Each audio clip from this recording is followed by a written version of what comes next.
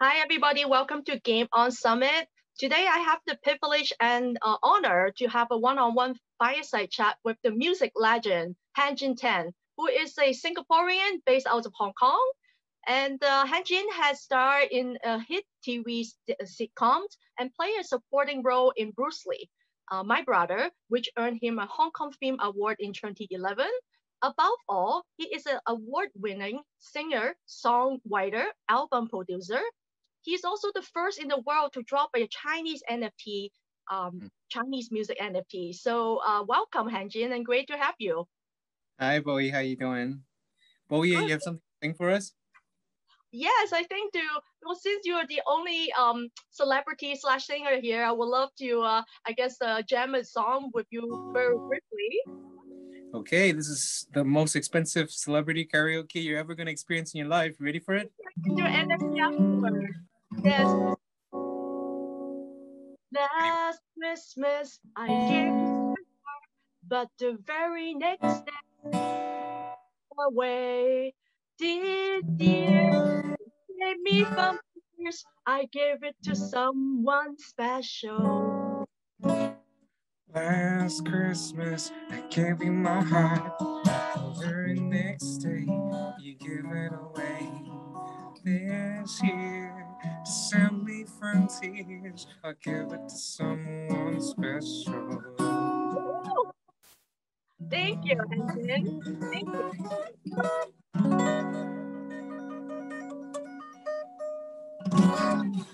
Awesome. We need to do a separate session just on music and song. Well, No thank you problem. for joining us. So, for the questions, my first question is for those who might not know you, could you tell us who you are? No problem. My name is Hanjin. My Chinese name is Chen Huanren, Chen Wenyang. I was born in Singapore, and I've been a singer, producer, songwriter, actor in the Chinese entertainment market for the past 20 years, almost, maybe. Yeah, 20 years.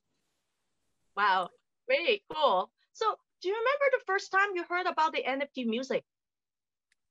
Yeah, of course. It was Clubhouse. I got into Clubhouse because my wife set up an account, and I thought, like, yeah, why not give it a shot? And then I was just going from room to room, and I was in this room where I got pulled up to be a moderator. I got the green flower thing, and then I was in between Tiffany Haddish and MC Hammer, and I was like, oh, I'm not going anywhere. I didn't know what NFTs were, but then like because of that, I sat in the room for like about 8 hours, and I found out about NFTs. And then I discovered, because I've been trying to solve the problem of the income gap in the Chinese music industry for the past 5 years. Charities don't work, petitions don't work, going on the street protests don't work. All they succeed in making is a big splash, big headline. People forget about it in a week's time. Nobody gets any help. So NFTs to me was like, oh, this could really solve some problem. Solve this problem permanently. And I started evangelizing, but it didn't work. So I started making demos. And my first demo was a very, very simple drop. And it was just to demonstrate that any musician with a laptop can make a song, make an iMovie clip of the song, like a trailer. And I made a 7-second clip. I based my entire drop narrative on struggling Chinese musician and on the number 7. So the drop was on like a Sunday night at 7 p.m. and ended on the same time. Auction was 7 days. I think the royalty was like 7.77%, and like there were 7 items in the 7-second trailer and blah blah blah. And then like so the narrative went to the extent that the buyer decided to finish off at 7 E's. He could have finished off at 6.8. But then like he decided to add another 0.2 to finish off at 0.7 at 7 E's. So like the narrative went through. So that it proved a couple of things. It proved that you don't need, even back then, NFTs were very visual oriented, and even more so today. There was so like it was just to prove that you could do something that was mild with mild visuals and based on the music mainly, where I just gave a song in a Zoom call, which is basic access, and it could sell. And after the drop, I got like 20, 30 people asking me to handhold them. So I did. But they came back to me with problems that I wanted to solve for them. And these problems were gas is too much on ETH, auctions are scary, and they want more people to get their music through the NFTs. So I made the drop on the only alt chain at that point in time, which was BSC. And I made 77 copies. I stick to the 7 thing, 7 BNBs per piece. And each NFT was very simple. It was like, I learned how to do Adobe After Effects and made something that was relevant then.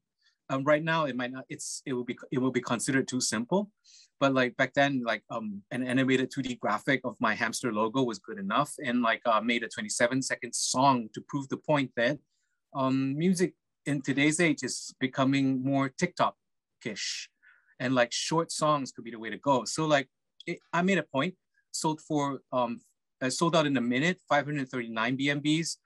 There is a market. And BSC at that point in time also proved that it was hungry. The only big drop that happened before me was Potoyaki, which is Hatano Yui. She's an adult film star, and she did a 3,000 piece drop of her cute photos. And so basically it got another bunch of like tens of people coming to asking me to handhold them. And I'm still trying to solve their problems with drops that I'm trying to designing to put out in the near future. When I discovered NFTs, it was music NFTs in particular. It was like Grimes on Nifty. I dropped my first demo just after the Aoki drop, and Blau had done his big headline. Beeple had just headlined. And so I have this thing with Origin Protocol, and I'm going to do something with Origin Protocol very, very soon. And this one's going to be more art-based, try to elevate the status of music in the NFT space and hopefully in the art space, because right now music in museums is still seen as BGM, background music. Wow, this is so inspirational, because what happened is it's such a new emerging technology, right? We're talking about blockchain, NFT.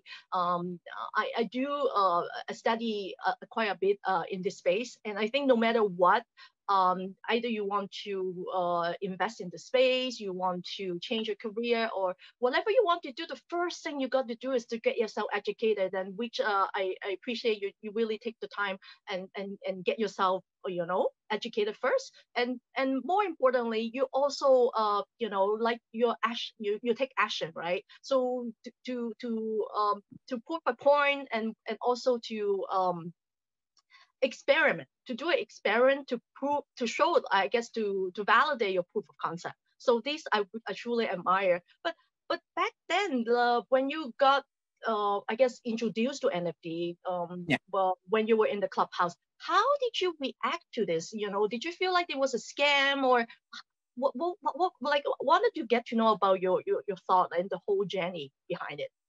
Oh, sure. I didn't think of it as a scam. I thought of it as tech. And when I had heard about blockchain, I have people around me who are into crypto, but I'm a horrible investor. I'm the kind of guy who goes in, okay, I love airplanes. So at some point in time, I decided to buy airplane stocks. And the moment I bought it, it crashed. So I'm that kind of guy. So I'm not allowed in my family. I'm banned from touching any investment software or talk to any bankers. And but with NFTs, it's a different story, because I see it as a technology. It could be a way out for all creators in creative industries, whereby the medium has totally transitioned to DAs, digital assets. The issue that we're dealing with here is a misallocation of resources to managing these assets. All management systems are based on templates that existed 50 years ago to manage analog assets, where, say, music, movies, videos, and even some software like games and stuff are managed on more like kind of like backdated systems, and these systems need to be updated. So one of the things that I'm advocating and trying to find partners to work on with is a music platform that manages music as a digital asset effectively. The idea is very simple. There are two tiers. One is portfolio hosting for musicians, because musicians have a really, really hard time. In a nutshell, 3 stats. First stat is they're on streaming is the main thing right now. Streaming became the mainstay of music business because it solved the piracy problem, but it started a new problem. According to Raoul Pell, music has been made free. It has no value right now because yes, you can pay a subscription to listen to music, but you can also listen it for free where the advertisers pay it for you. You just have to listen. So like it's become cheaper than rice, flour, pancakes. It's valueless. It's desert island analogy whereby you run a desert race. I give you first 2 bottles of water, you pay through your nose for it. But when I give you a 12th bottle of water, you throw it away. You won't even take it if I pay you to take it. So that's what's happened in music. And in 2020 census for Chinese musicians, 70% of musicians get $0 from music distribution. In like a huge streaming platform, for example, Spotify, 90% of the income goes to the top 1% of IPs. And when I say IPs, I mean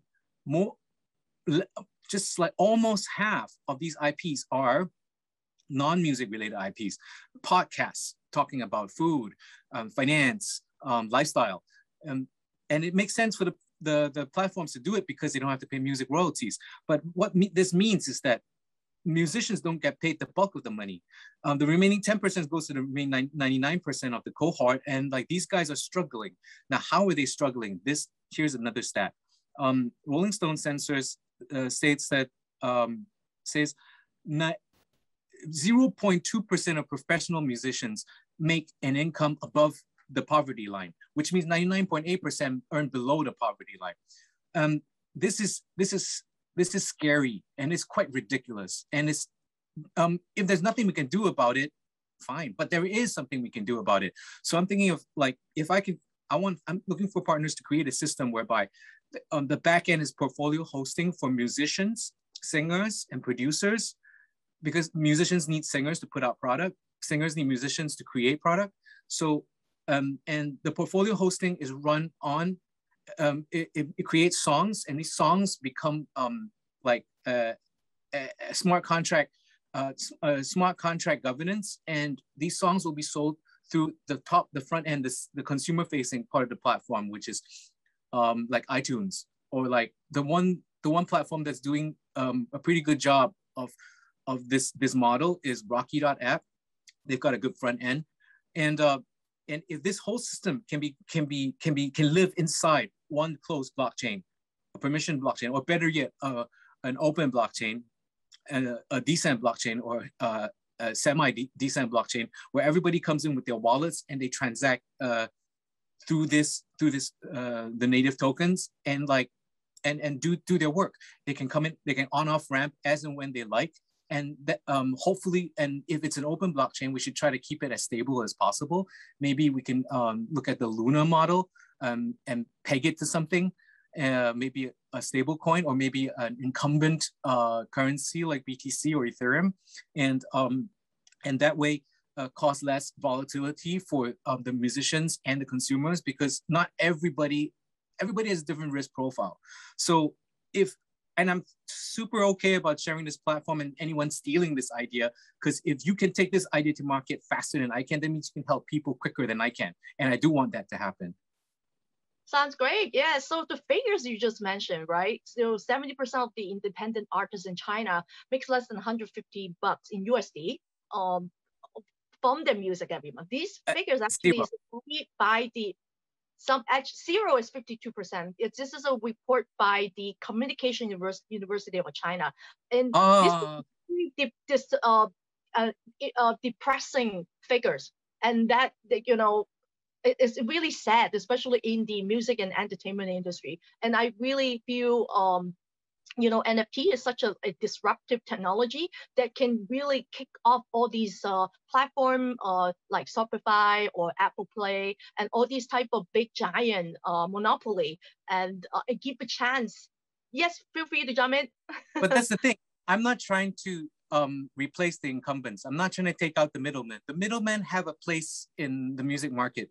They are able to do things that independent platforms will for a long time not be able to do. For example, take a mid-sized artist to become a super huge artist. These are things that are very hard to happen in the indie circle. But what I'm trying to do is to create an option whereby if you know that if you see what I'm trying to say, which is you're tired of going to market once every 4 years, wait for your contract to expire, and you only have 4 contracts in your entire lifetime as a musician, why don't you try to do my platform whereby you can go to market 50 times a year and let the market decide instead of letting a board and a record label decide how often you should go to market and what kind of stuff you should put on the market.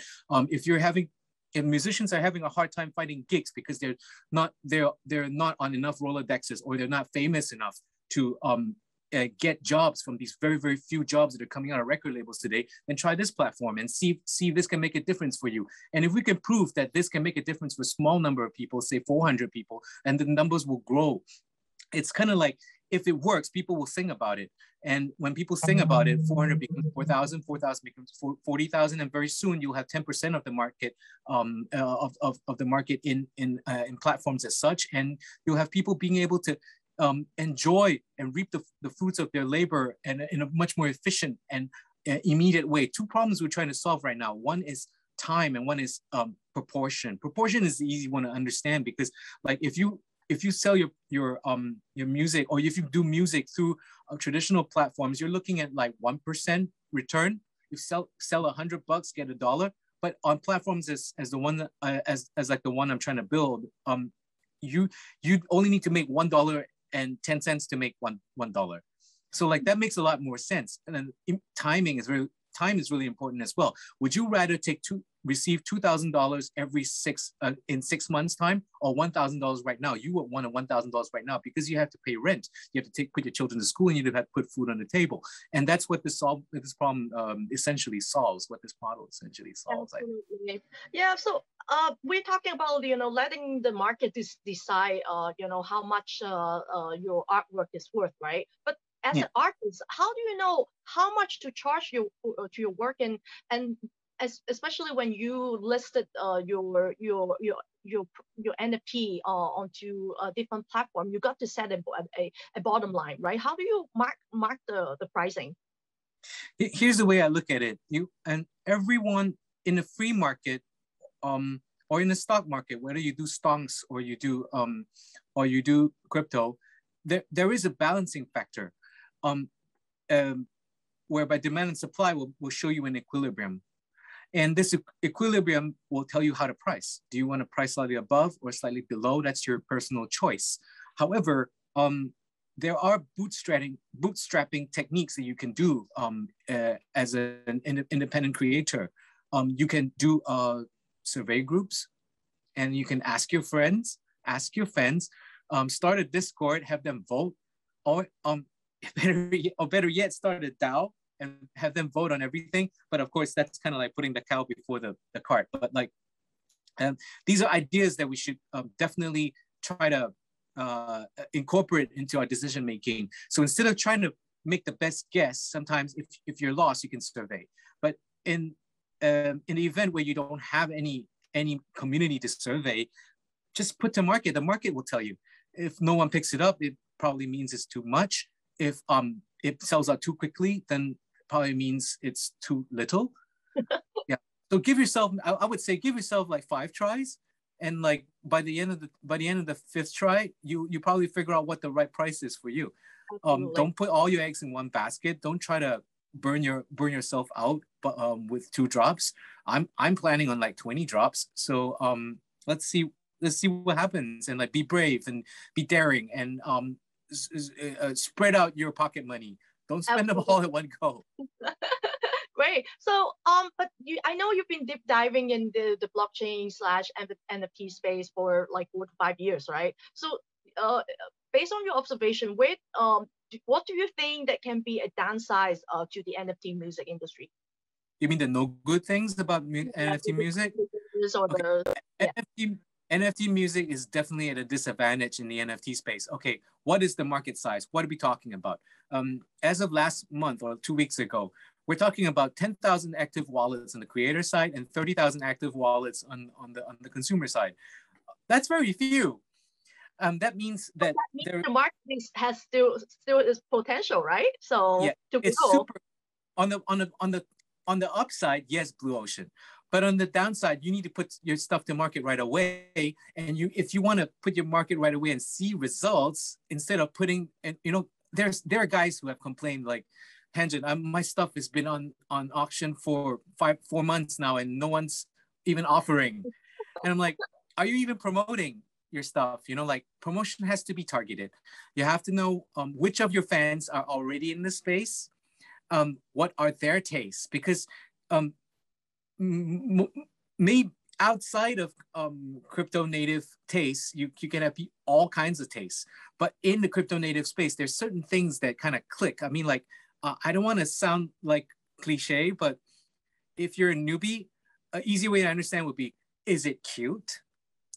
Two, is it sci-fi? And if you're a gory kind of person, is it scary? Because people, the guys in this space love scary. And most important of all, is it speculative? Is it cheap enough to buy in and to flip in short amount of time, say a week, 2 weeks? Will it show appreciation? Will it do a 10% up? Will it do a 20% up? These are good conservative targets to set. And if you're dealing in the ETH space, you have to consider cost of transaction. Because cost of transaction, the lower you set, the higher percentage the higher percentage as a fraction of costs is the gas becomes. So if you're selling anything below 0.02, which is the off-peak gas rate,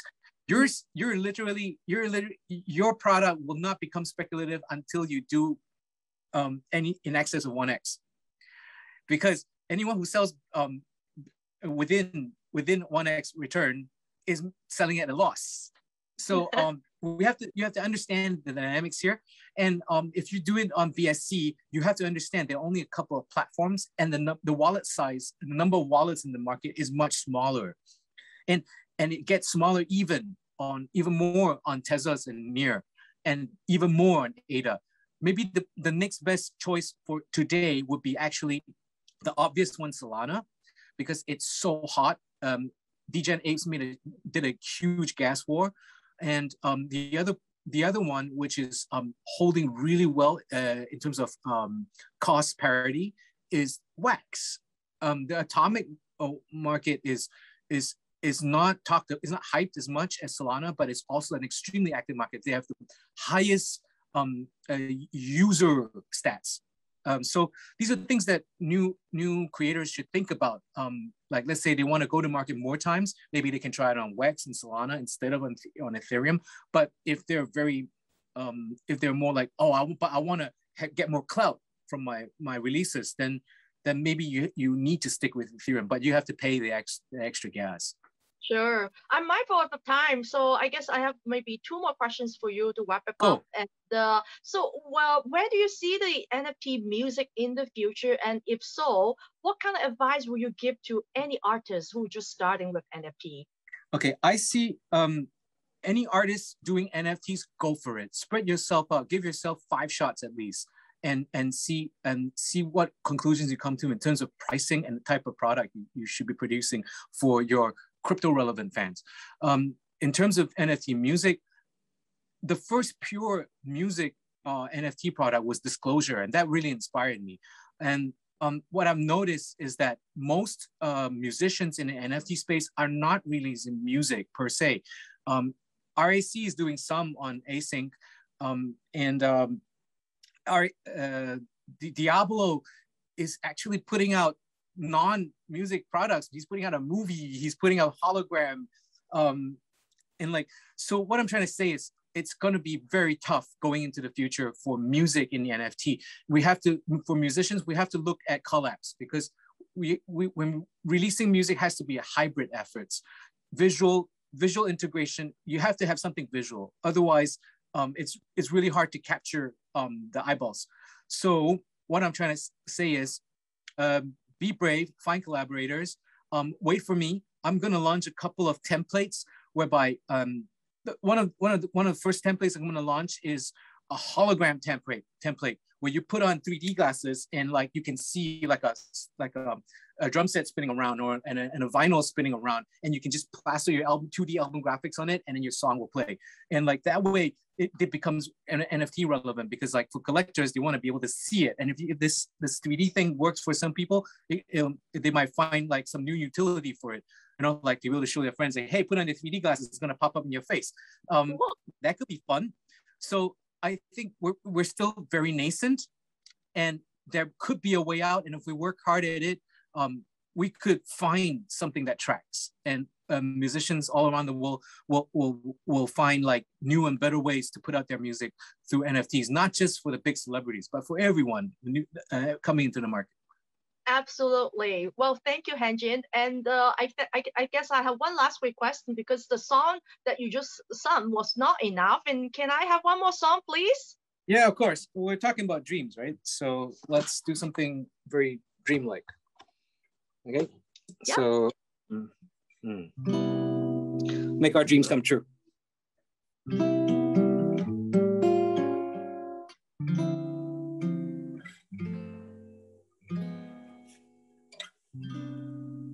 When you wish upon a star,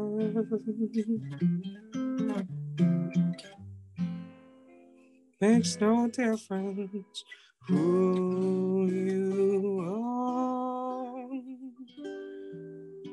Anything that you desire will come to you.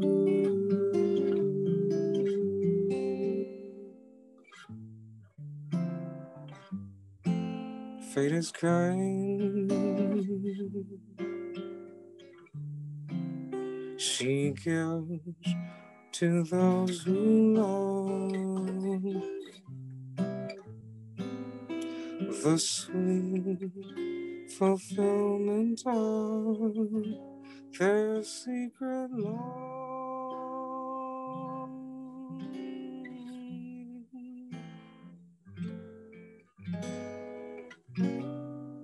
So if your heart is in a dream, makes no difference what it seems. And when you wish upon a star, your dreams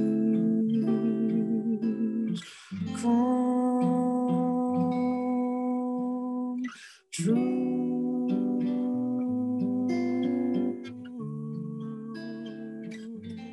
Your dreams come true.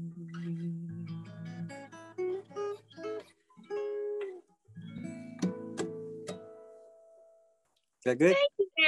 Woo-hoo! Thank you. Well, thank you so much, Hanjin. Thank you for having joining us for the session today. And I wish all the dream come true for you, for everybody. Likewise, I wish everybody's dreams come true. NFT and blockchain is like kind of like a boat on the water, and like we're just trying to get everybody on board, because when the boat rises, everybody rises. Absolutely. Thank you. Keep in touch and look forward to our next session. Have a good one. Will do. Thank you. Ciao, guys. Great day.